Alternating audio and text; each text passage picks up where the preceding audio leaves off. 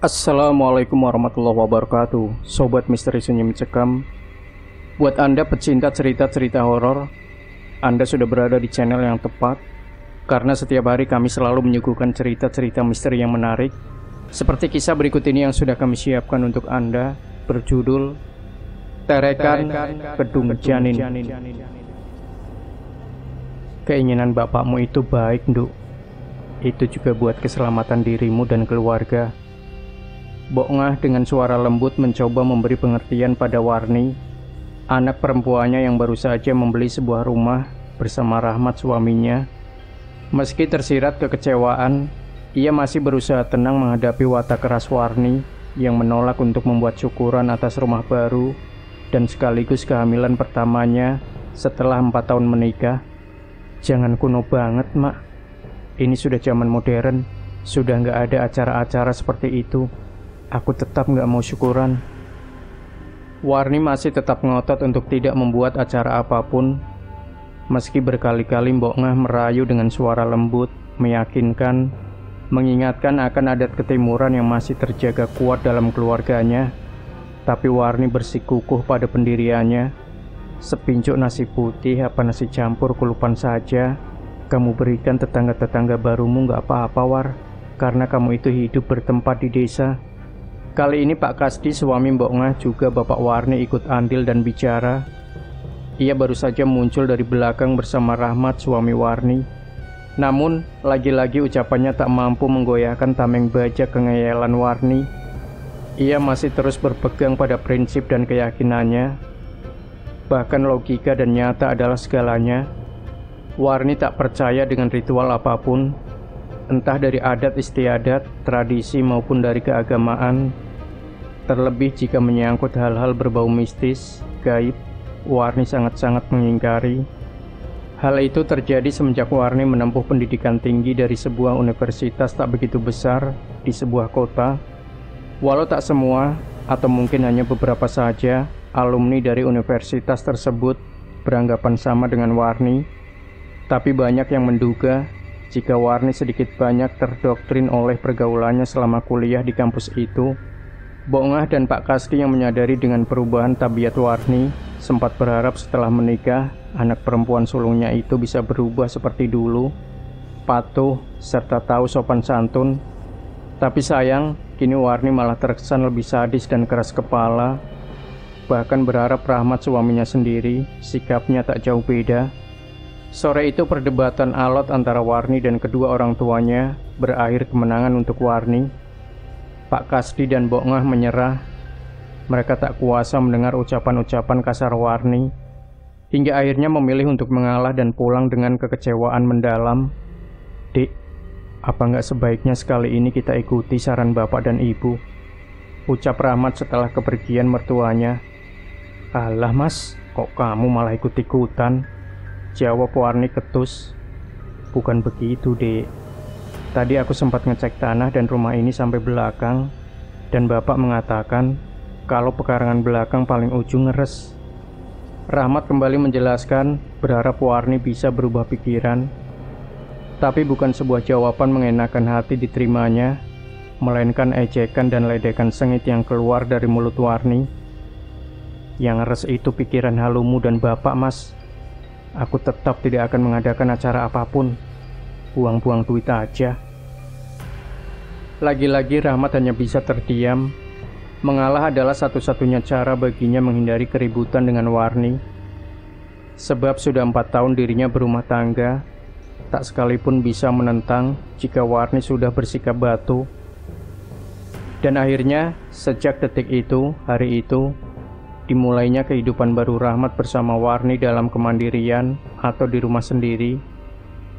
Menjadi titik awal sebuah tragedi memilukan, juga menakutkan bagi seluruh warga kampung, khususnya tetangga-tetangga terdekat Warni.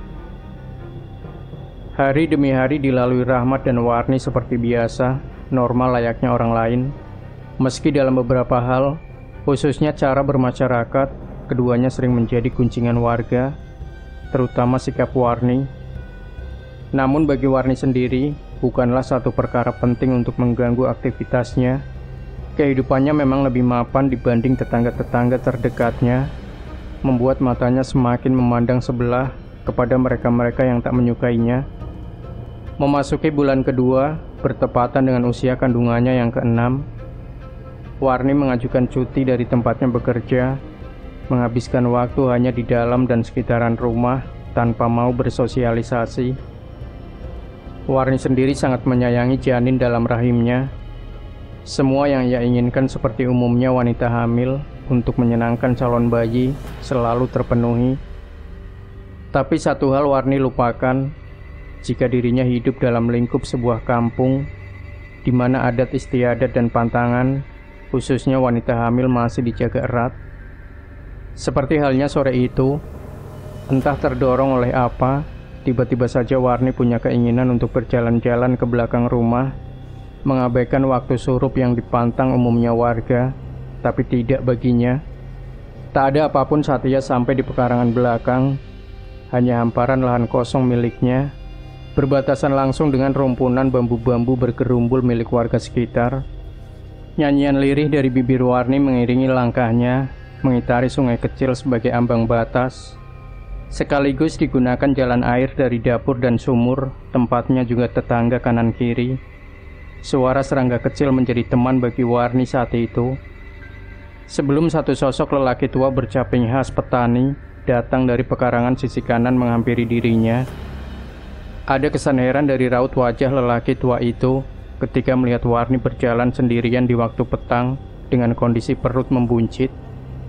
Apalagi tempat yang tengah Warni kitari adalah sebuah tempat diyakini paling wingi di antara tempat-tempat sebelahnya. Kok berani sekali, Nduk, kamu berjalan ke sini di waktu petang, apalagi sedang hamil. Tak ada sahutan, Warni hanya terdiam menatap sinis lelaki tua yang ada di hadapannya. Pekaranganmu ini gak bisa untuk sembarangan. Banyak barang halus yang menempel di situ dari zaman dulu. Sambung lelaki tua itu, masih berusaha memberi penjelasan pada Warni. Barang halus apa, Mbah? Orang gak ada apa-apa gini kok. Tahayul itu, Mbah. Terperanjat lelaki tua itu mendengar ucapan Warni. Tak menduga bila wanita cantik di depannya begitu enteng berucap, tak mempercayai dengan hal-hal gaib. Jangan kamu remehkan, Duk. Bisa jadi malapetaka. Lelembut itu ada, walau tak bisa dilihat jika tidak pas kebetulan atau memakai mata batin. Lelaki tua itu masih berusaha sabar, mengingatkan kembali dengan suara pelan. Sayang anggapan Warni tidak berubah. Ia tetap mencibir dan tak percaya tentang semua ucapan Mbah Sarji. Lelaki yang disepuhkan kampung Waru, tempat Warni tinggal. Beberapa saat kemudian, Warni berlalu dengan gumaman tak jelas. Melangkah pelan namun tak melewati jalan awal ia masuk. Ada siratan aneh dari pancaran mata Mbah Sarji. Melihat Warni memilih melompati sungai kecil daripada melalui jembatan papan pendek yang pertama dilewatinya. Astaga, terlalu berani benar. Tak punya adab. Larangan apapun berani melanggar, gumam Mbah Sarji sambil mengelus dadanya. Hari semakin petang. Semribit angin mulai terasa dingin menerpa kulit hitam Mbah Sarji. Ia masih berdiri terpaku, menatap punggung Warni yang tak lama menghilang di balik tembok dapur. Antara sengaja dan tidak, tiba-tiba saja mata Mbah Sarji mengarah pada lahan kosong di depannya. Terlihat wajar, terang tanpa tumbuhan apapun, tapi justru karena itu, sedikit demi sedikit membuat bulu-bulu halusnya meremang. Tak mau berlama-lama dengan keadaan dan hawa semakin tak enak, Mbah Sarji buru-buru berjalan mendekati cangkul yang tak jauh dari tempatnya berdiri. Sepintas Mbah Sarji melirik ke arah lahan kosong milik Warni, ingin memastikan pendengarannya yang tiba-tiba tersusupi suara lirih tengah bernyanyi, mendendangkan sebuah lagu khas sering ia dengar untuk menenangkan tangisan anak-anak. Namun mata Mbah Sarji tak menangkap sosok apapun, siapapun. Padahal suara itu, nyanyian itu, masih jelas terdengar mendayu di telinganya. Moga-moga kamu dan bayimu selamat, Duk, ucap Mbah Sarji lirih, seraya melangkah cepat meninggalkan tempat itu. Lembur kamu, Mas?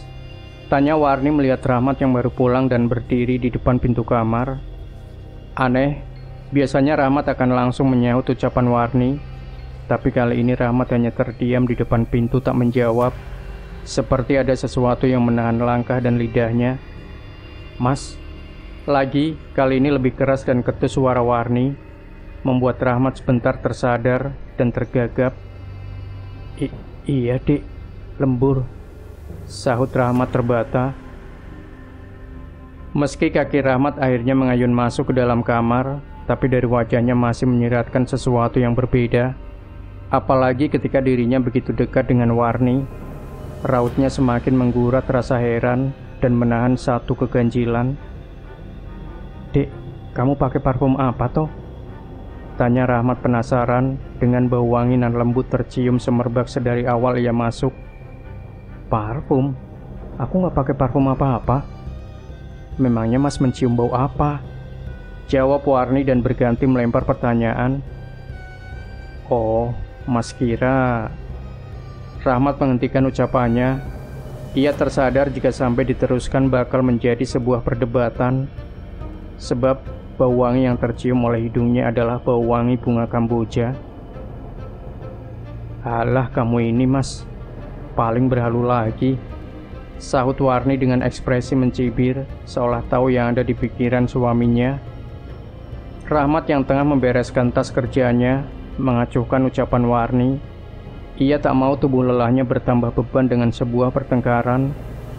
Walau dalam hati ia masih memikirkan wangi bunga kamboja yang semakin tajam tercium. Lama dan terus saja bau itu mengganggu penciuman Rahmat, sampai akhirnya menghilangkan ketika ia membaringkan tubuh dan beristirahat. Satu hal yang menjadi kebiasaan Rahmat, ia selalu terbangun ketika malam merangkak dini hari. Seperti juga malam itu, Rahmat terjaga dari indahnya buaian mimpi. Sebentar Rahmat mengumpulkan kesadarannya, kemudian melirik ke arah Warni yang masih pulas terpejam di sampingnya, lalu mengalihkan pandangan pada jam dinding bulat tertempel di atas pintu kamarnya. Pukul 1 lebih Rahmat melihat waktu saat itu.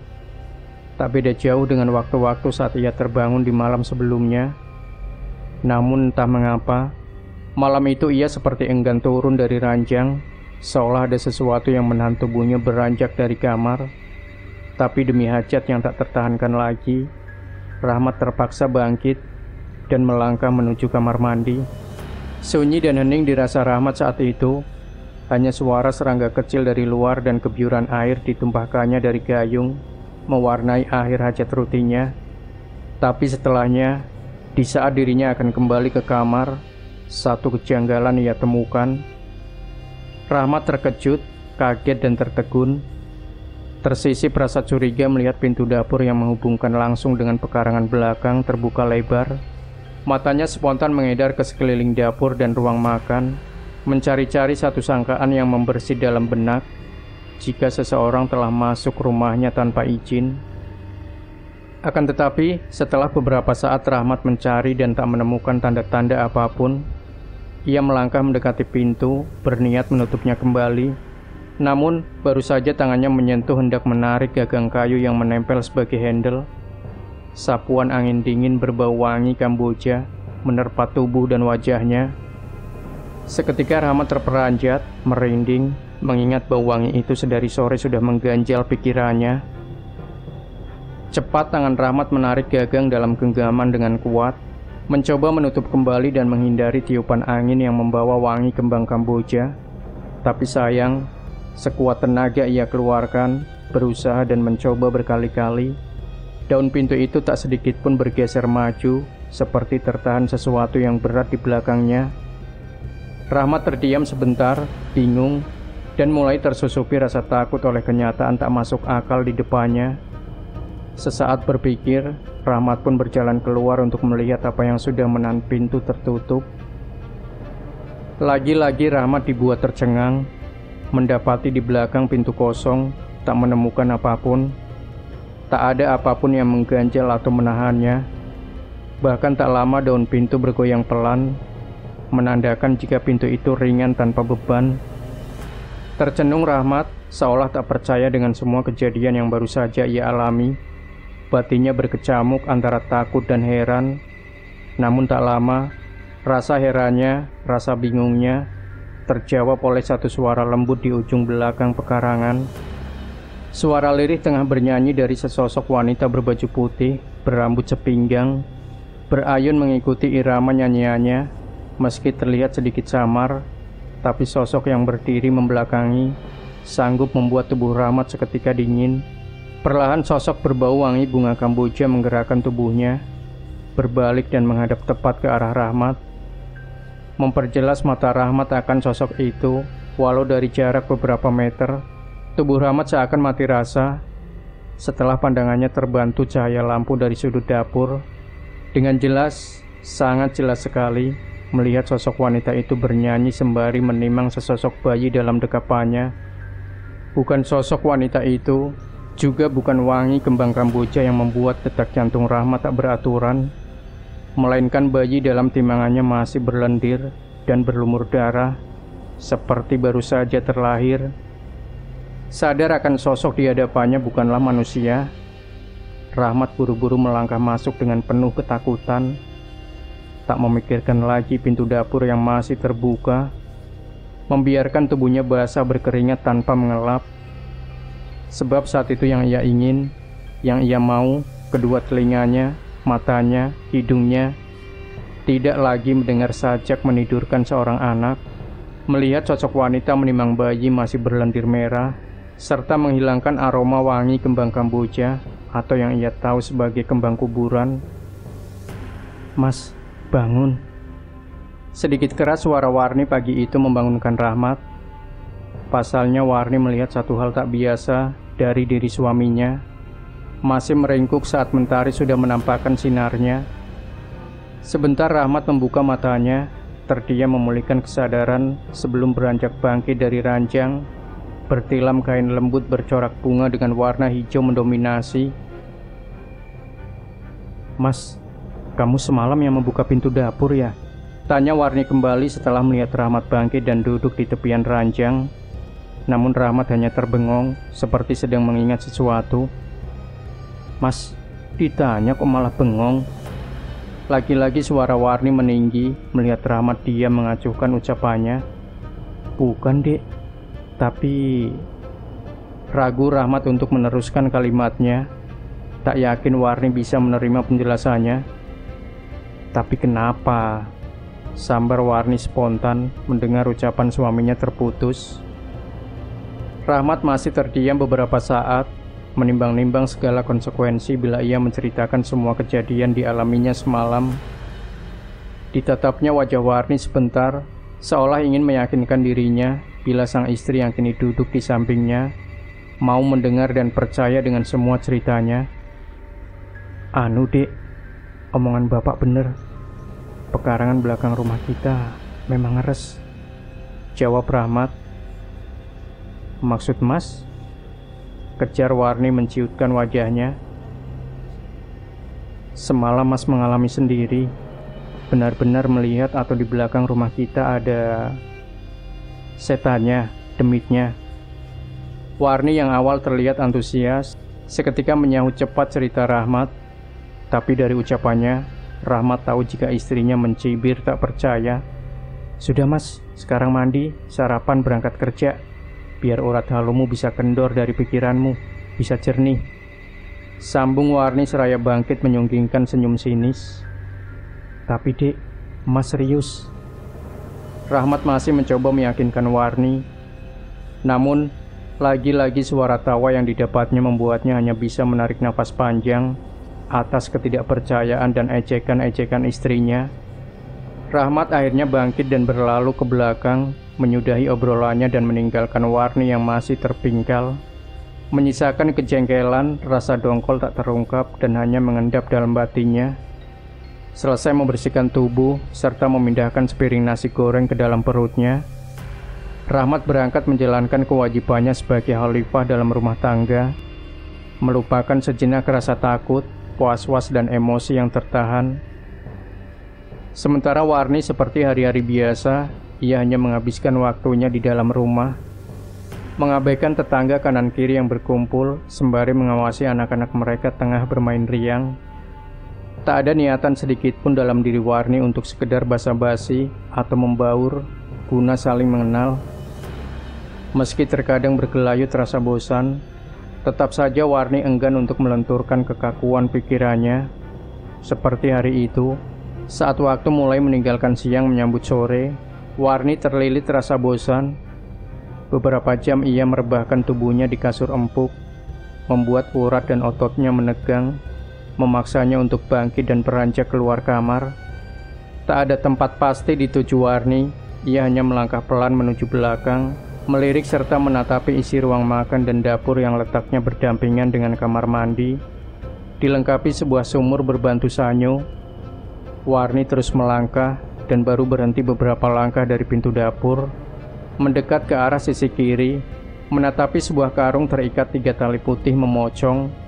Rasa penasaran seketika menyelinap dalam benak Warni, sebab ia merasa tak meletakkan atau sebagai pemilik karung itu. Perlahan tangan Warni meraih ujung tali dan melepasnya satu persatu. Ia sedikit kaget, kemudian berujung menjadi rasa penasaran, mendapati karung yang sudah terbuka berisi tumpukan kain-kain putih. Cukup lama Warni mengamati sambil memeriksa kain yang dirinya tahu sebagai pakaian komplit seorang bayi. Dalam hati Warni bertanya-tanya tentang pemilik atau orang yang mungkin memberikan kain terlihat bekas pakai itu. Ia terus berpikir, mengingat-ingat selama dirinya menempati rumah dan sehari-harinya maupun tamu yang datang. Namun sampai beberapa saat lamanya, Warni tetap tak menemukan jawabannya. Sempat terbersit dalam benak Warni untuk menutup dan mengikat serta membiarkan karung berisi pakaian bayi itu. Tapi setelah mempertimbangkan sejenak, Warni memilih untuk menyeret karung itu dan mengeluarkan dari dapur. Hari semakin beranjak sore, paparan sinar terik dari kegarangan penguasa siang mulai meredup, membuat suasana terasa sejuk halaman belakang rumah Warni. Namun itu tak cukup mengeringkan keringat Warni yang deras keluar. Manakala dengan susah payah dan nafas terengah, dirinya berusaha menyeret karung hingga ke ujung pekarangan belakang. Warni terduduk selepas ia sampai di sudut batas, bertanda rumpunan bambu. Mengatur nafasnya yang masih memburu sebelum tangannya mengeluarkan seluruh isi dalam karung. Tampak tumpukan kain-kain putih sebagian telah lengket berserak, mengeluarkan bau apek khas kain lama tak terpakai. Hingga sesaat kemudian, bau apek itu berganti dengan bau minyak menyengat, berasal dari sebotol cairan bening yang ditumpahkan Warni. Tak menunggu lama, Warni segera menyalakan pemantik guna membakar tumpukan kain-kain itu. Seketika asap hitam membubung tinggi, kobaran api semakin membesar dan terus membesar, menambah seluruh kain yang terserak hingga menyisakan abu hitam, menandakan habisnya seluruh kain terbakar. Kelegaan sekilas terpancar dari wajah Warni setelah memastikan semuanya telah menjadi abu. Namun, baru saja tubuh dan kakinya berbalik akan melangkah, satu bentakan keras mengejutkannya. Perempuan cantik tidak beradab, berani membakar barang seperti itu. Terjingkat Warni mendengar suara tua di belakangnya, membuatnya memalingkan wajah dan mendapati Mbah Sarji sudah berada di tempat itu. "Kenapa, Mbah? Kok teriak-teriak marah? Apa urusanmu?" Tak kalah sengit, Warni menyahuti ucapan keras Mbah Sarji. "Lancang, apa kamu tak pernah diajari tata krama? Sembrono sekali membakar barang seperti itu di tempat mengubur janin. Celaka benar kamu, Nduk." Kembali Mbah Sarji masih dengan suara keras mengeluarkan amarahnya. Tetap saja tak membuat keadaan di tempat itu berubah, sebab Warni yang juga tak terima semakin nyalang bersuara. Pertengkaran masih terus berlangsung antara Mbah Sarji dan Warni di tempat itu, hingga mengundang perhatian beberapa tetangga yang mendengar suara nyaring Warni. Keramaian dan ketegangan di pekarangan sedikit mereda saat tiba-tiba Rahmat yang baru saja pulang mendekat dan membujuk Warni untuk meninggalkan tempat itu. Tapi bukannya menuruti. Lagi-lagi umpatan dan kata-kata keras kembali meluncur dari bibir tipisnya. Dari sekian banyak kalimat terucap dari mulut Warni, satu yang membuat Mbah Sarji dan Rahmat tercengang. Sebab ucapan Warni kali ini bukan sebuah kalimat umpatan, melainkan sebuah tantangan. Kalau memang tempat ini angker, ada dedemitnya, setannya, ayo, suruh keluar sekarang. Saya ingin tahu wujudnya seperti apa. Ayo buktikan sekarang, teriak Warni dengan wajah merah padam. Mbah Sarji kali ini hanya terdiam, wajahnya yang masih merah, menyiratkan arti sebuah ketakutan. Mendengar kenekatan Warni menantang sesuatu tak kasat mata, mungkin bagi masyarakat di kampung itu akan berpikir 1000 kali untuk berani mengucapkan kata-kata umpatan tak pantas di tempat itu. Apalagi dengan kalimat tantangan, bisa dipastikan tak akan ada yang berani. Mengingat sejarah kelam tempat itu saja sudah membuat mereka merinding ketakutan. Tapi tidak bagi Warni.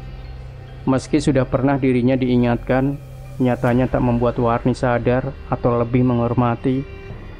Hari semakin merambah petang, membuat Mbah Sarji yang menyadari dan sudah berubah ekspresi wajahnya, memilih segera beranjak dari tempat itu, meninggalkan Warni yang masih tersulut emosi bersama Rahmat.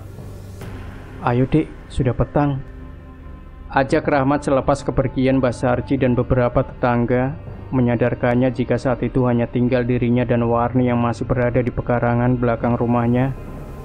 Nanti dulu Mas, aku mau tahu, pengen lihat, katanya tempat ini ada penunggunya. Dan kalau mulai gelap akan muncul. Aku ingin buktikan kalau kamu serta semua orang yang percaya dengan setan itu orang-orang bodoh, bantah Warni masih dengan suara tinggi. Dik, bukan masalah percaya atau tidak, tapi suruh begini tak baik untuk kandunganmu, sahut Rahmat dengan wajah mulai menyirat kecemasan. Alah, itu juga mitos Mas. Lagian, kenapa juga Mbak itu marah-marah sampai membentak aku? Padahal hanya kain-kain bekas yang kubakar. Itu pun bukan milik dia. Kok dia ikut terbakar? Pakai acara bawa-bawa setan dan kutukan segala, jawab Warni masih dengan suara luap kejengkelan. Rahmat membisu, wajahnya seketika memucat. Setelah Warni baru saja menyelesaikan ucapannya, tapi bukan itu yang membuat Rahmat tiba-tiba terselimuti ketakutan, melainkan dari sepasang mata menyorot tajam ke arahnya dan Warni, milik sesosok wanita berwajah hancur dengan kulit mengelupas, meneteskan lendir-lendir berwarna merah kehitaman, berdiri tepat di bawah rumpunan bambu mentelung mengarah ke pekarangannya. Ayo Dik, kita pulang. Rahmat yang sudah ketakutan, tanpa menunggu jawaban langsung mencengkram lengan Warni, serta membawanya melangkah meninggalkan tempat itu. Meski masih mencoba bertahan dan memberontak, namun kali ini Warni sedikit mengalah, mengikuti langkah Rahmat. Mas Rahmat kenapa? Tanya Warni saat hampir sampai di pintu belakang, menyadari wajah suaminya pucat menegang. Rahmat terdiam. Sebentar kemudian melepaskan cengkeraman tangannya, setelah memastikan sosok wanita bergaun putih berwajah gosong mengelupas, tak lagi terlihat matanya. Sudah, ayo masuk. Kita bicara di dalam saja. Ajak Rahmat melangkah lebih dulu membukakan pintu. Warni yang masih dilanda kesal dan berwajah cemberut menuruti ajakan Rahmat tanpa bicara lagi. Tapi sesampainya di kamar, lagi-lagi ocehan pedas Warni kembali meluncur deras. Mana, gak ada kan demit, hantu, apalagi setan yang katanya menakutkan, ucap Warni sengit. Dik, kalaupun kamu tak percaya dengan hal seperti itu gak apa-apa. Cuma Mas minta kamu hormati orang tua dan hormati apa yang menjadi larangan di kampung ini, jawab Rahmat pelan, berharap istrinya bisa mengerti dan menyadari kesalahannya. Hormat? Sama mbah tua tadi? Hah? Asal Mas tahu ya, saya akan menghormati dia kalau dia sendiri menghormati dan gak mencampuri urusan orang lain, sahut Warni dengan ketus. Dan satu lagi, aku gak suka kamu ikut-ikutan percaya dengan omongannya tentang penghuni di pekarangan rumah kita. Itu hanya bualan saja. Buktinya, tadi gak ada apa-apa, sambung Warni, kali ini dengan tatapan tajam ke arah Rahmat. Terserah kamu, Dik. Tapi saya percaya, yakin, sebab saya sudah melihatnya sendiri. bahkan tadi pun melihatnya lagi. Dan dia sepertinya marah dengan perbuatanmu. Sejenak suasana terasa sunyi.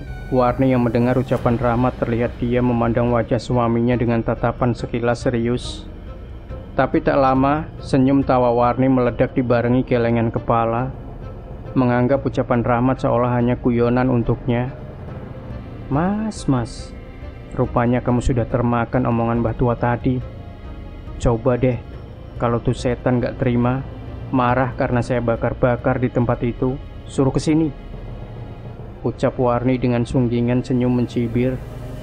Keterlaluan kamu, Dek, sahut Rahmat seraya membalikkan badan, melangkah dan meninggalkan Warni sendiri di kamar. Mau kemana kamu, Mas? Tanya Warni sebelum tubuh Rahmat menghilang dari pandangannya. Rahmat terus saja melangkah tanpa menjawab lagi pertanyaan Warni. Rasa jengkelnya saat itu benar-benar memuncak, membuatnya enggan untuk kembali ke kamar, walau suara Warni masih terdengar memanggil menyuruhnya untuk kembali. Cukup lama Rahmat terhenyak dalam sendiri di ruang tamu. Pikirannya kalut antara malu dan takut. Tak ada lagi cara baginya untuk bisa menyadari atau merubah sifat Warni yang semakin menjadi-jadi. Ia hanya mampu berpasrah diri tanpa tahu harus berbuat apa. Sebab hampir segala cara dirinya lakukan, tetap saja Warni tak kunjung merubah sikapnya. Kesendirian Rahmat sedikit terganggu kala suara langkah kaki mengusik rongga telinganya. Saat itu Rahmat masih berpikir positif. Ia menyangka jika langkah kaki itu adalah langkah kaki tetangga. Namun tak lama, firasatnya berubah. Mendapati derap langkah semakin ramai seperti berlari mengitari di luar rumah. Ketegangan seketika menyeruak dalam diri Rahmat ketika dengan jelas telinganya menangkap langkah-langkah itu berhenti tepat di sisi jendela sebelah kanan ruang tamu. Rasa takut mulai menelusup dalam benak Rahmat. Tapi entah mengapa, kakinya tergerak untuk mendekati jendela kaca bertutup gorden, mengabaikan degup jantungnya yang sudah tak beraturan. Sedikit demi sedikit kain gorden berwarna kuning penutup jendela mulai tersingkap tangan Rahmat. Kilatan cahaya lampu yang tergantung di sudut depan menambah jelas penglihatan mata Rahmat. Menatapi dari dalam puluhan anak kecil berdiri berjejer di luar dengan sorot mata menembus kaca, beradu pandang dengannya. Cepat dan kuat desiran darah dirasa Rahmat sebelum tangannya dengan spontan kembali menutup kain gorden, melewatkan ringisan ngeri dari bocah-bocah kecil berkepala plontos berhias dua tanduk meruncing berwarna merah darah. Nafas Rahmat memburu kencang, wajahnya mempias, keringat mengucur deras, mengiringi ketakutannya yang mencuat. Mas, tolong aku, aduh perutku. Lagi-lagi tubuh Rahmat yang tengah menyandar di dinding tergelak, mendengar suara rintih kesakitan dari kamarnya. Sebentar Rahmat menunduk, menajamkan telinga sembari mengatur deru nafasnya. Hingga suara itu terus berulang-ulang sampai beberapa kali dan membuatnya segera yakin. Tanpa pikir panjang, Rahmat segera mengayunkan langkahnya yang berat, melupakan sejenak puluhan sosok kecil menyeramkan, juga rasa takut, demi memastikan keadaan Warni yang terdengar masih terus merintih. Namun hanya sampai depan pintu kamar kaki Rahmat mampu berpijak. Selebihnya tubuh Rahmat dingin membeku, mendapati pemandangan tak kalah ngeri di dalam kamar, di mana tepat di atas ranjang tidurnya, tergolek tubuh Warni tengah menggeliat seperti menahan rasa sakit. Tapi bukan itu yang membuat jiwa Rahmat terguncang, melainkan beberapa sosok anak kecil dan sesosok wanita bergaun putih panjang berada di sebelah kanan kiri Warni. Kengerian bukan saja dilihat Rahmat dari wujud menyeramkan mereka, namun lebih kepada apa yang sedang mereka lakukan. Darah 4 sosok anak kecil penuh lendir dan sosok wanita berkulit mengelupas itu, Rahmat saksikan dengan jelas, tengah menjilati darah yang mengalir dari kedua kaki Warni. Dek.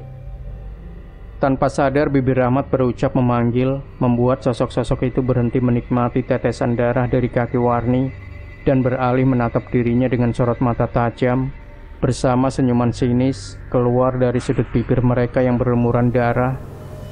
Sedang Warni masih terus merintih dan merintih menahan rasa sakit mendera perutnya. Tanpa menyadari, serta melihat 4 sosok anak kecil di sisi kanan kiri bersama 1 sosok wanita berwajah lembek, menebar bau anyir menyengat, dengan rambut panjangnya dibiarkan terjuntai hingga menyentuh lantai kamar. "Mas, tolong, perutku sakit banget," rintih Warni saat tahu suaminya berdiri di ambang pintu. Rahmat yang masih gemetar hanya diam, ketakutan masih bergelayut kuat melihat 4 sosok anak kecil dan sesosok wanita yang sudah dilihatnya 3 kali kembali mengalihkan perhatian pada tetesan darah di kaki Warni. Beberapa saat lamanya Rahmat menyaksikan kengerian itu, menatap lidah-lidah kecil nan panjang menyapu lutut istrinya. Rahmat tak kuat lagi. Ia tak tahan mendengar rengek rintih kesakitan Warni, hingga akhirnya ia menguatkan diri untuk beranjak dari dalam rumahnya. Setengah berlari, Rahmat menembus gelap malam, menyusuri jalanan kampung tanpa tahu tujuan pasti. Sepi sunyi sepanjang ia melewati rumah-rumah warga dan beberapa simpang. Sampai di sebuah simpang 3 di jalan paling kecil, wajah Rahmat sebentar terlihat mengulas harapan. Melihat sebuah rumah sedikit di ujung jalan mengarah ke area persawahan, tampak terang dengan beberapa lelaki duduk di teras depan. Ayunan langkahnya semakin cepat dan kencang. Tak peduli dengan rasa lelah, linu juga nafas yang sudah tersengal untuk bisa segera sampai di rumah sebelum dirinya tahu pemiliknya. 3 lelaki 4-5an dan seorang lelaki tua seketika berdiri terheran akan kedatangan Rahmat berwajah pucat penuh ketakutan. Sejenak mereka memberi kesempatan Rahmat mengatur nafas sebelum menceritakan penyebab dirinya datang penuh kecemasan. Ketiga lelaki terlihat hanya manggut-manggut mendengarkan seksama semua cerita Rahmat, tapi tidak dengan lelaki tua berkopiah lusuh yang duduk di kursi paling sudut. Wajahnya saat itu terlihat datar menanggapi cerita Rahmat, hingga sampai di akhir titik cerita Rahmat, barulah wajah keriputnya menggurat ketegangan. "Istrimu itu bukan sakit biasa. Itu karena sudah terlalu berani dengan makhluk tak kasat mata yang menempati lebih dulu di halaman belakang rumahmu." Terenyak 3 lelaki di sisi kanan kiri Rahmat mendengar ucapan singkat dari lelaki tua yang tak lain Mbah Sarji. Mereka tak mengira jika cerita dan permohonan Rahmat untuk meminta bantuan berkaitan dengan tempat yang mereka tahu sebagai tempat paling ngeres di kampung itu. Rahmat sendiri langsung menundukkan wajah mendengar sautan dingin Mbah Sarji, mengingat perlakuan dan kata-kata Warni pada Mbah Sarji sore tadi membuatnya merasa malu. "Sudah, ayo berangkat tolong istrimu. Tidak perlu manggil bidan atau dokter, percuma," ajak Mbah Sarji seolah tahu pikiran dan perasaan Rahmat. 3 kendaraan roda 2 sedikit tua saat itu juga melaju beriringan ke rumah Rahmat. Tak sampai 15 menit, mereka tiba di halaman dan langsung merangsek ke dalam, menyusul Rahmat yang lebih dulu masuk. Hawa anyep langsung dirasa menyusup kulit mereka saat berada di ambang pintu kamar Rahmat, di mana di dalam kamar itu tubuh Warni tergolek diam di atas kasur. Matanya terpejam, nafasnya mendayu berirama. Tak ada rintihan, tak ada tangisan, membuat 3 lelaki yang mengikuti Mbah Sarji dan Rahmat saling pandang. Sedang Rahmat sendiri yang berdiri di samping ranjang, sekilas terkesiap melihat satu keanehan. Jelas-jelas tadinya ia melihat tetesan darah di kedua kaki Warni menjadi santapan lidah 4 sosok anak kecil, serta seorang sosok wanita berwajah gosong mengelupas. Tapi saat itu, tiba-tiba hilang tak berbekas. Tak ada lagi tetesan darah, tak ada bau anyir menyengat. Yang ada hanya tubuh Warni tertutupi selimut berbulu lembut dengan motif bunga tak sadarkan diri. Kalian keluar dulu. Saya mau berbicara dengan Mas Rahmat," perintah Mbah Sarji tiba-tiba pada 3 lelaki yang masih dilanda rasa heran. "Tahu apa yang sudah terjadi pada istrimu dan kandungannya?" ucap Mbah Sarji setelah kepergian 3 lelaki pengiringnya. Sebentar Rahmat menatapi Mbah Sarji penuh kesungguhan sebelum kembali beralih menatap Warni yang masih terpejam. Dan tak lama, gelengan pelan kepalanya menjadi jawaban atas pernyataan Mbah Sarji. "Darah dan anak-anak kecil yang kamu lihat tadi, itu tanda istrimu sudah terkena langon," ucap Mbah Sarji mengawali penjelasannya. "Langon? Apa itu, Mbah?" sahut Rahmat penasaran. Kandungan yang kemasukan roh nyasar ke wadah anak-anak terekan dan akan mengambil calon anak yang dikandung sebelum waktu kelahiran. Jawab Mbah Sarji pelan di sela-sela tarikan nafasnya. Namun sampai selesai penjelasan Mbah Sarji di titik itu, Rahmat masih terlihat bingung dan belum sepenuhnya mengerti. "Maaf Mbah, masih bingung saya Mbah," sahut Rahmat kembali dengan siratan penuh tanda tanya. Terekan itu calon anak yang keluar terpaksa dari rahim, belum kemasukan roh, sukma, maupun sudah mempunyai tempat. Dan karena yang mengalami itu tidak mengerti, dianggap masalah sepele, tak diurus, akhirnya jadi sasaran tempat kasap jin, roh-roh kesasar, tanpa mempunyai tempat, membentuk seperti wujud anak-anak yang kamu lihat tadi. Kali ini Rahmat tertegun seperti memahami maksud penjelasan Mbah Sarji, membuatnya kembali membayangkan puluhan sosok kecil bertanduk dan 4 sosok anak kecil berlendir merah yang dirinya lihat beberapa saat lalu. "Terus, bagaimana nasib istriku ini Mbah?" Rahmat yang mendadak teringat akan Warni kembali bertanya, menahan rasa cemas dengan nasib istrinya saat itu. Harus ada penebusan. Yang masuk ke dalam kandungannya istrimu tidak cuma 1, tapi 4 sekaligus. Karena istrimu sudah berani menantang dan membuat kesalahan besar, membakar barang ritual yang biasa digunakan sesepuh terdahulu. Lagi-lagi Rahmat tertunduk mengingat kembali kelakuan istrinya yang sudah kelewat batas. Dan sekarang, bukan hanya Warni sendiri harus merasakan akibatnya, tapi juga bakal merepotkan banyak orang. Belum lagi rasa malu akan ditanggungnya dari kerabat, tetangga yang pernah dicemooh, diumpat, saat mengetahui malapetaka dan kondisi Warni akibat buah dari kesombongannya. "Mas Rahmat, kita sekarang harus datang ke belakang, biar tahu apa yang diinginkan dan jadi permintaan pengasuh anak-anak terekan itu, supaya tidak terlambat untuk menyelamatkan istri dan calon anakmu." Sedikit terjingkat Rahmat mendengar ajakan Mbah Sarji. Bukan saja membuyarkan renungannya, tapi juga kalimat ajakan dari Mbah Sarji untuk mendatangi pekarangan belakang yang memang ia sendiri percaya keangkerannya. Tak sempat ia menjawab, Mbah Sarji sudah beranjak melangkah keluar dari dalam kamar, berbicara sebentar dengan 3 lelaki, masih setia menungguinya di depan, sebelum kembali berbalik dan melangkah menuju pekarangan belakang.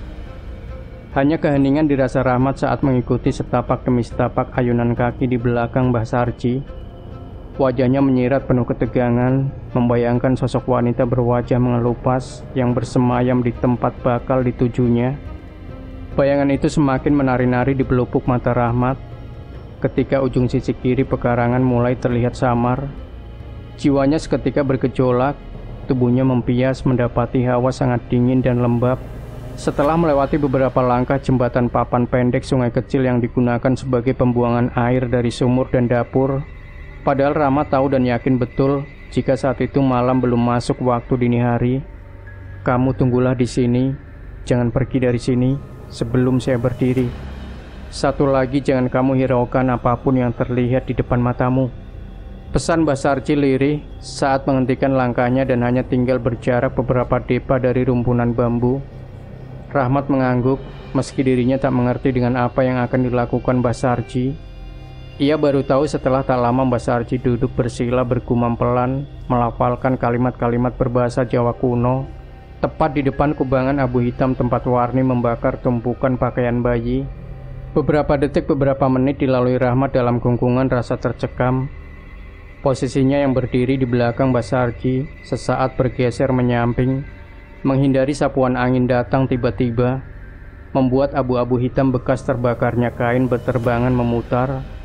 Tetapi di saat bersamaan, Rahmat terjingkat tercekat kuat, manakala di sisinya, di belakangnya terdengar suara lirih nan riuh tawa layaknya anak-anak kecil bersahutan. Belum sempat Rahmat memalingkan wajah, lagi-lagi satu hembusan angin beraroma wangi bunga kamboja menerpanya, membuat matanya terpejam sebentar sebelum kembali terbuka, mendapati sesosok wanita bergaun putih panjang sudah berdiri di hadapannya. Tak ada lagi yang bisa diperbuat Rahmat saat itu. Ingin rasanya ia lari meninggalkan tempat itu, namun kakinya seolah terpaku berat, tanpa bisa dirinya gerakan. Detik selanjutnya, Rahmat benar-benar merasakan arti dari puncak sebuah ketakutan. Ia tak lagi merasakan desiran darah mengalir dari tubuhnya, tak lagi merasakan detak jantungnya, seolah semua lenyap, sirna, terhempas ke dalam suasana yang baru sekali ia alami dalam hidupnya. Ketakutan Rahmat tak terjeda sedikit pun, bahkan tanpa sadar tubuhnya sudah terduduk di belakang Basarji, membuat matanya semakin jelas menatapi bocah-bocah kecil berkain sewek tertawa riang sambil mengitari dirinya dan Basarji. Rahmat mencoba untuk memejamkan matanya menghindari tatapan nyalang dari sosok wanita berkulit mengelupas dan berlendir. Namun sayang, kelopak matanya dirasa seperti anggota tubuh lainnya, kaku dan berat, membuatnya mau tak mau harus terus melihat kengerian dari semua makhluk yang ada di tempat itu hingga beberapa lamanya. Plak! Satu kelegaan sebentar menggurat di wajah Rahmat ketika sebuah tamparan sedikit keras dari Basarji mendarat di keningnya. Sebab di saat bersamaan, mata Rahmat tak lagi melihat sosok mengerikan dari bocah-bocah kecil maupun wanita berkulit mengelupas. Sudah selesai, ayo pulang. Rahmat belum mampu menjawab, ia hanya menuruti tangan Basarji yang menarik dan memapahnya berjalan meninggalkan tempat itu. Baru setelah sampai di dalam rumah dan menghabiskan segelas air putih pemberian Basarji, sedikit demi sedikit kesadaran Rahmat pulih sedia kala. Lumayan kuat mentalmu, Mas Rahmat. Bisa tidak pingsan dikerumuni makhluk halus seperti itu tadi, ucap Basarji di sela-sela hempasan asap rokok kretek yang baru dinyalakan dan terselip di bibir coklatnya. Terus bagaimana istri serta kandungannya, Mbah? Tanya Rahmat, tersadar akan tujuan utama dirinya mengikuti Basarji. Syaratnya sedikit berat, Mas. Kamu harus keluar biaya lumayan banyak supaya bocah terekan yang ada di dalam kandungan istrimu mau keluar dan calon anakmu bisa selamat, sahut Basarji menjelaskan. Tidak apa-apa, Mbah. Berapapun saya bayar, asal istri dan anakku bisa sehat, selamat, ujar Rahmat menyanggupi. Tidak karena bayarannya, Mas. Itu semua bukan untuk saya, tapi untuk membelikan perlengkapan ritual upacara hitanan anak-anak terekan yang lelaki. Terus banyak yang harus dilakukan sekeluargamu sebelumnya. Kamu sekeluarga harus membuat syukuran, memakai cara adat kampung sini, karena rumah sekaligus tanah pekarangan ini dulu bukan tempat biasa. Tidak sedikit yang menggugurkan kandungan sebelum berumur 4 bulan di rumah ini, dibuang ke pekarangan belakang tanpa dirawat sewajarnya, makanya dinamakan sumber janin buangan. Ramai pagi itu suasana di kediaman Rahmat. Dirinya yang setuju dengan semua saran Basarji mengabari hampir seluruh keluarga besarnya dan juga mertuanya. Isak tangis sejenak menghiasi dalam rumah, terutama dari Mbok Ngah melihat Warni yang belum juga sadarkan diri. Karena Rahmat sendiri segera menjelaskan maksud tujuannya mengumpulkan hampir seluruh keluarga. Tak ada penolakan dari pihak keluarga manapun saat Rahmat mengutarakan beberapa persyaratan dari Basarji demi menyelamatkan Warni dan calon anaknya. Bahkan beberapa dari saudaranya seketika itu bersama-sama membantu Rahmat mencari kelengkapan syarat guna sebuah ritual pembebasan jiwa Warni. Sedikit kesulitan saat itu mencari persyaratan tertentu yang dianggap paling vital, namun beruntung tak sampai sore hari semua yang dibutuhkan Basarji terpenuhi. Keramaian kembali terlihat di rumah Rahmat setelah jeda beberapa puluh menit dari suara adzan Isya berkumandang, tepatnya selepas melakukan satu kewajiban 4 rakaat bagi yang menjalankan. Tak lama kemudian, lantunan bait-bait kalimat suci terdengar bergemuruh di dalam rumah Rahmat yang dibaca dari beberapa puluh lelaki tua dan muda dengan dipimpin seorang lelaki setengah baya bersorban. Tenang meneduhkan suasana saat itu dalam rumah Rahmat. Namun hal sebaliknya justru terjadi di dalam sebuah kamar, di mana di atas ranjang bertilam kain lembut, sebujur tubuh Warni masih tergolek dan terpejam. Tak jauh dari ranjang, atau tepatnya di sisi sebelah kiri, seorang lelaki tua berkopiah lusuh tampak tengah duduk bersila menghadap 4 mangkok berisi bubur warna-warni, juga 4 buah kelapa hijau yang sudah terbuka di bagian atas. Bukan hanya itu, 4 butir telur juga terlihat menghias di tengah lingkaran aneka makanan tradisional yang disusun memutar, berlaman masing-masing selembar kain putih.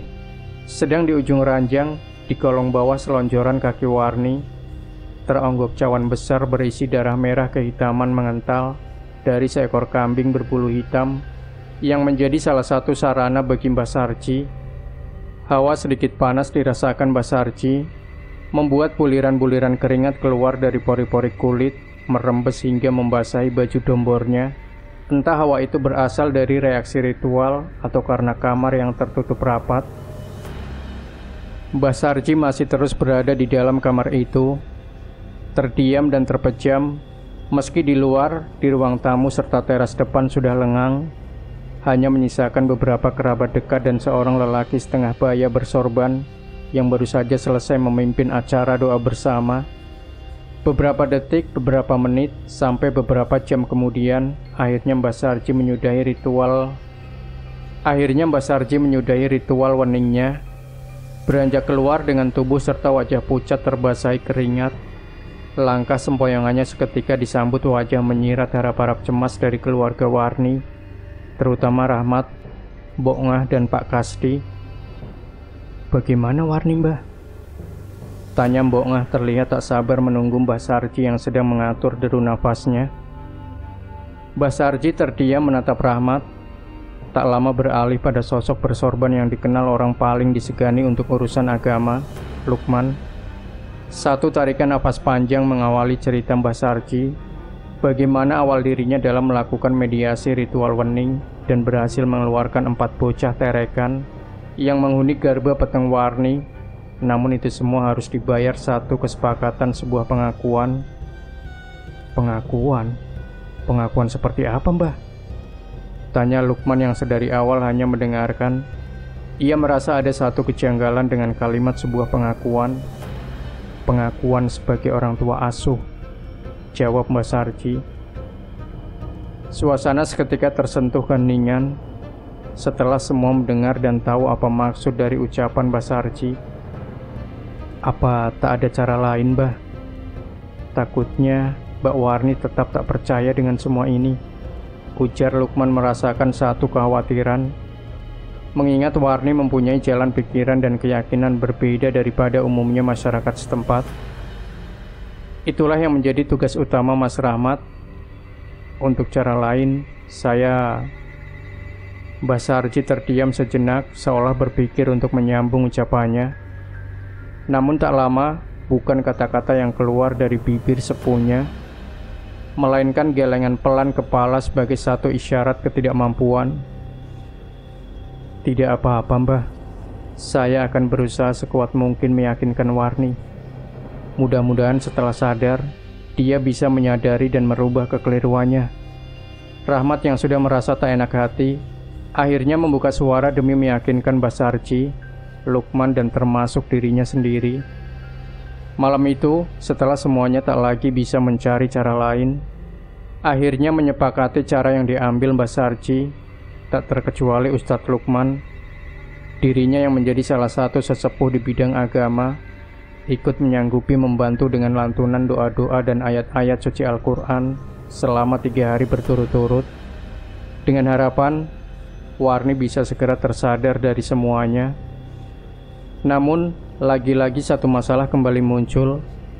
Ketika pagi hari, tepatnya saat Warni sadar dari pingsannya, ia terlihat bingung akan keadaan dirinya dan sekeliling kamarnya, di mana bau wangi kembang setaman pertama kali membaui hidungnya, menyusup dan tercium lembut dari arah bawah ranjang. Tubuhnya yang masih lemah, ia paksa bangkit demi memastikan isi dalam ruang kamar yang semakin terlihat janggal olehnya. Matanya mengedar, menatapi tiap-tiap sudut penuh seksama, hingga sampai pada satu titik di bawah, di samping ranjang sisi sebelah kiri. Wajah Warni menciut, dan sebentar kemudian berubah merah, demi melihat 4 buah mangkok berisi bubur berwarna putih dan kecoklatan.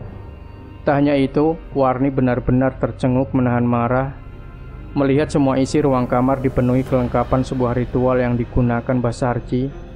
Ia tersadar akan suatu perkara dari barang di sekelilingnya teramat ia ingkari. kini nyata ada dalam kamarnya, membuat tubuhnya seketika terbangun dan segera melangkah keluar. Mas Rahmat, teriak Warni yang baru menapak di lantai luar kamar. Seraut wajah sumringah tak lama muncul dari ruang dapur, menjadikan Warni semakin terheran.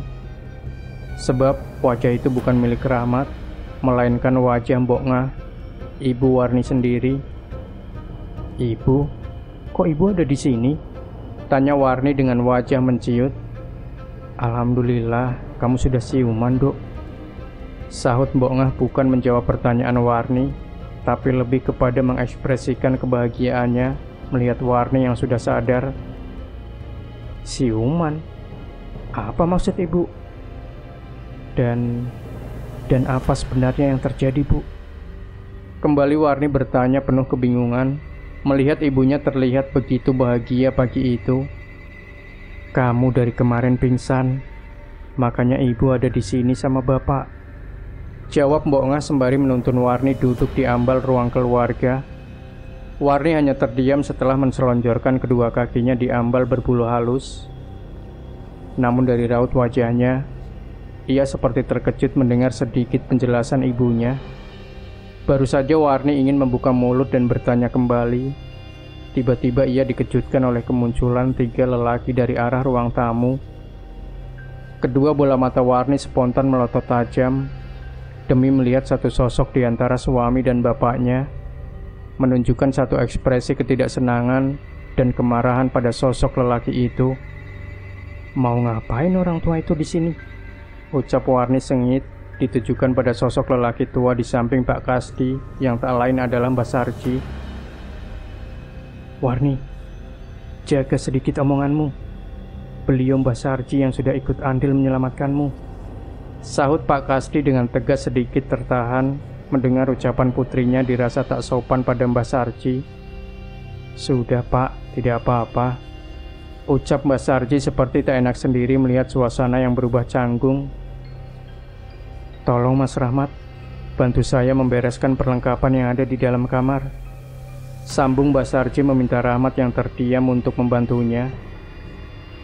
Baik Mbah, sahut Rahmat seraya melangkah masuk terlebih dulu ke dalam kamar miliknya, kemudian disusul Mbak Sarji. Sedang Warni, ia hanya tertunduk setelah mendengar ucapan bapaknya. Dirinya hanya terdiam tak menolak atau melarang Mbak Sarji yang masuk ke dalam kamar bersama suaminya.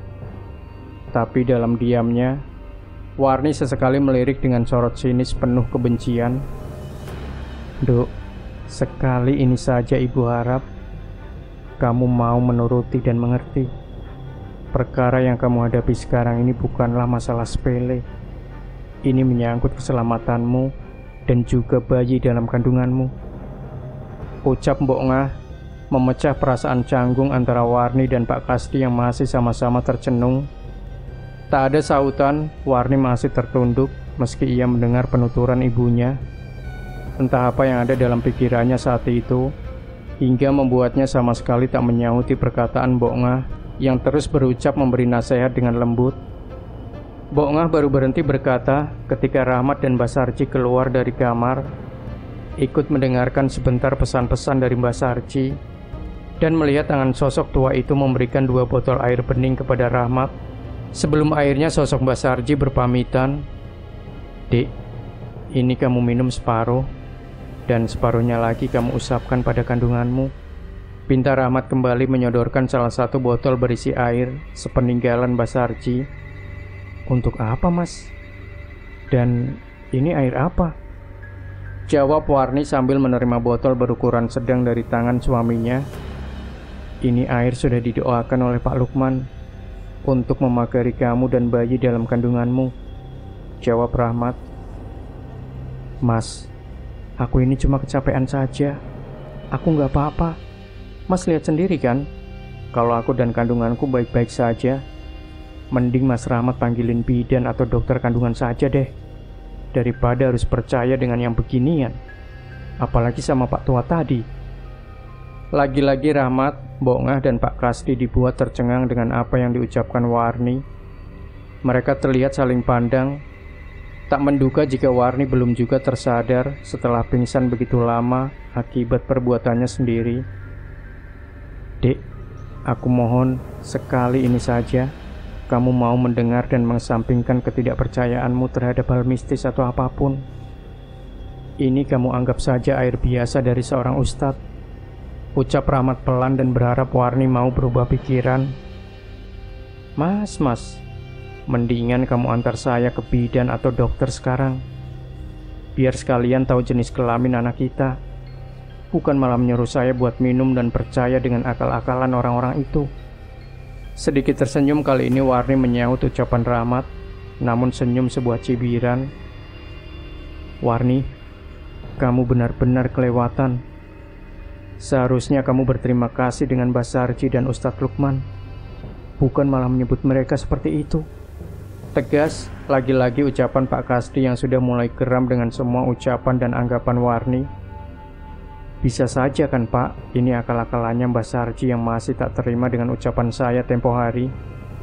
Malah saya merasa jika saya pingsan karena kecapean gara-gara adu mulut sama dia. Sanggah Warni juga dengan suara yang mulai meninggi. Cukup Warni, tak pantas kamu berucap dan berprasangka seperti itu. Pingsannya kamu itu gara-gara ulahmu sendiri yang lancang membakar barang sembarangan dan menantang penghuni alam lain di belakang rumah. Masih untung kamu selamat, dan harusnya kamu berterima kasih pada Mbak Sarji serta Pak Lukman yang sudah menolongmu tanpa mengharap imbalan. Kali ini Warni terdiam melihat api kemarahan di mata Pak Kasdi yang sebelumnya belum pernah ia lihat, membuat suasana sejenak terasa hening. Kala keempatnya seperti terhanyut dalam pikiran masing-masing. Tapi tak lama, keheningan ruang keluarga tersudahi oleh suara lirih Mbok Ngah yang membujuk Warni. Tangan keriputnya mengusap pelan pada rambut putrinya dengan penuh kasih sayang, disertai ucapan nasihat agar bisa dimengerti dan bisa meluluhkan hati Warni. Sepintas Warni tampak mendengar dan seperti menerima nasihat dari Mbok Ngah. Itu terlihat saat ia bangkit dan berjalan kembali ke dalam kamar dengan membawa dan tetap menggenggam botol berisi air putih pemberian Rahmat dari Ustadz Lukman yang dititipkan Mbak Sarji. Tanpa berucap atau berkata apa-apa lagi kepada suami maupun kedua orang tuanya. Setelah perdebatan pagi itu, Warni lebih banyak mengurung diri dalam kamar, tak menghiraukan kesibukan di dapur dari beberapa tetangga dan kerabat dekatnya, serta keluarga dari suaminya dalam menyiapkan hidangan ala kadarnya untuk acara di malam hari. Ia bahkan mengacuhkan Mbak Sarji yang tiap malam selalu masuk ditemani Rahmat ke dalam kamar, guna menyusun 4 mangkok berisi bubur dan 4 kelapa muda hijau bertumpang masing-masing sebuah telur di atasnya selama 3 hari berturut-turut. Tepat di hari keempat atau setelah Mbak Sarji dan Ustadz Lukman mengakhiri seluruh acara di rumah Rahmat, suasana rumah Rahmat kembali sunyi. Mbok Ngah serta Pak Kasdi juga sudah kembali pulang ke rumah mereka sendiri, pulang dengan membawa harapan keselamatan dan tak terulangnya kembali kejadian yang hampir merenggut nyawa putri serta calon cucu mereka selepas beberapa hari acara digelar. Kehidupan Warni dan Rahmat sementara waktu normal seperti sedia kala. Rahmat sendiri tidak lagi merasakan hal ganjil atau sesuatu janggal dalam diri Warni, istri yang selalu menampik adanya hal gaib atau apapun. Setelah acara itu sekilas terlihat berubah di matanya, membuatnya merasa tenang saat dirinya bekerja dan meninggalkan sendiri di rumah. Namun semua itu tak bertahan lama. Berawal dari kecurigaannya di waktu sore hari saat ia baru saja pulang bekerja, mendapati suara samar percakapan di dalam kamar. Rahmat terheran, terpaku sebentar di ruang keluarga, menajamkan pendengarannya untuk memastikan suara wanita tua yang menjadi lawan bicara istrinya. Rasa penasaran yang semakin menguat akhirnya memaksa kaki Rahmat untuk berayun mendekat dan masuk dalam kamar.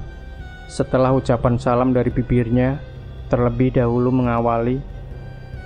Sedikit terperanjat Rahmat melihat seorang wanita tua berambut putih rata, bertapih jarik batik putih, tengah berdiri di samping istrinya, sambil kedua tangannya tertumpu, mengelus perlahan perut buncit Warni. Rahmat merasakan hal berbeda ketika tatapan matanya beradu pandang dengan sosok wanita tua yang tiba-tiba saja menoleh. Ada kengerian dari sorot matanya yang tajam, membuat Rahmat sedikit takut dan cepat-cepat mengalihkan pandangannya. "Mas baru pulang?" sapa Warni saat menyadari kehadiran suaminya. "Oh iya mbah, ini suami saya, Mas Rahmat," sambung Warni memperkenalkan Rahmat pada sosok wanita tua di sampingnya. Rahmat hanya membisu dan tetap terpaku kala sosok wanita tua itu lagi-lagi menatapnya sembari tersenyum, atau tepatnya menyeringai, menambah semakin kuat rasa takut dalam benaknya. "Ini Mbah Sulak, Mas. Beliau tukang urut yang biasa memijat wanita hamil di kampung ini." Kembali Warni menyambung ucapannya, dan kali ini ia memperkenalkan sosok wanita tua yang dirinya sebut sebagai Mbah Sulak. Rahmat hanya mengangguk pelan. Bibirnya masih terasa keluh melihat seringaian terus saja menghias dari bibir Mbah Sulak. Hingga akhirnya Rahmat yang merasakan suasana hati dan pikiran semakin tak enak, memutuskan untuk keluar kamar. Akan tetapi, baru saja ia membalikkan badan, suara berat Mbah Sulak menghentikan kakinya melangkah, membuatnya semakin merinding takut, manakala sosok Mbah Sulak mendekat.